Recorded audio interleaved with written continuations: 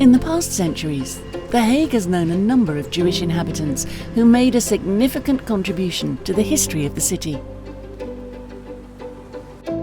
Leon Israel Enthoven was the founder of the Enthoven Iron Foundry and Rolling Mill, located at the Pletterijkade. In 1875, at the peak of its existence, 750 people were employed.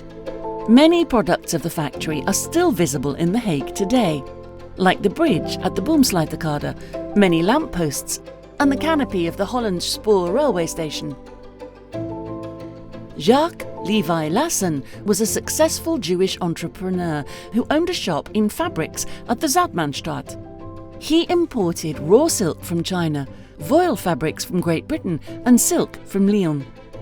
He began investing in real estate mainly in the centre of The Hague.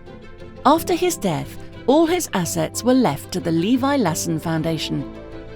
With this money, the Marktopf at the Gedemptgracht was realised at the time. One of the best-known Jewish residents of The Hague is Joseph Israels, painter of the so-called Hague school. He painted images of simple people, especially from the life of fishermen. The Rijksmuseum in Amsterdam is one of the museums where his paintings can be seen. What do all these Jews have in common? They are all buried at the Jewish cemetery at the Scheveningsweg.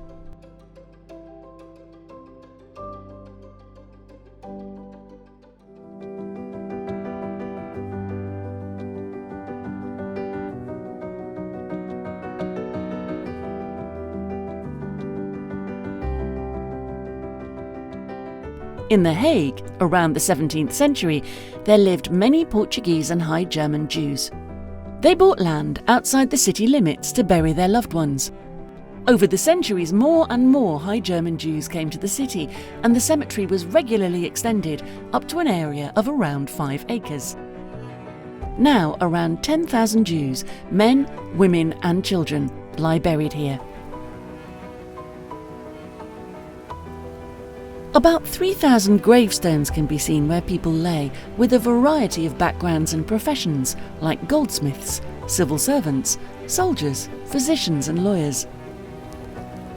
The gravestones are mainly uniform and have identical dimensions, because according to the Jewish religion, after death there is no difference between rich and poor.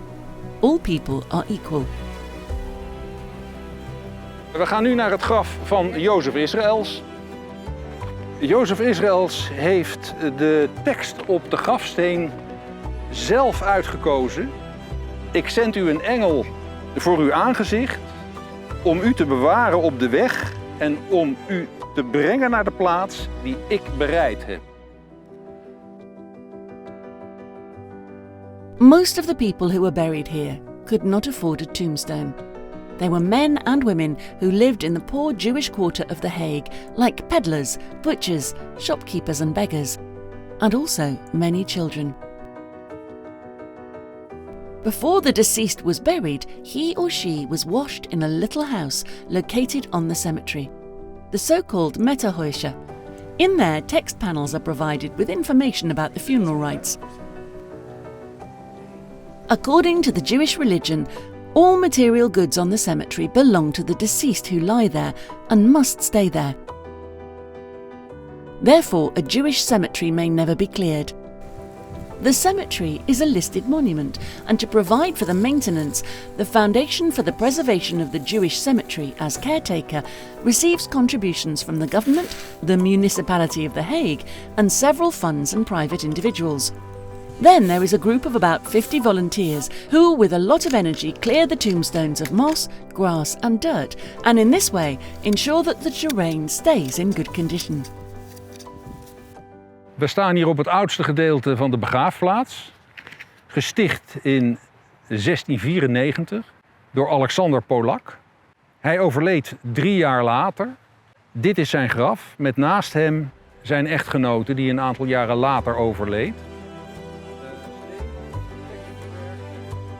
The Hague Guild provides guided tours on appointment. For Jews, it is a sacred place, and out of respect for the people who were buried here, all men and boys who visit the graveyard are requested to cover their head.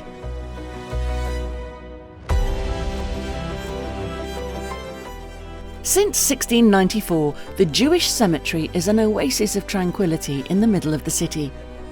Because it is a listed monument, the care for the cemetery will continue until the end of time. In this way, this unknown and undisturbed The Hague gem is maintained.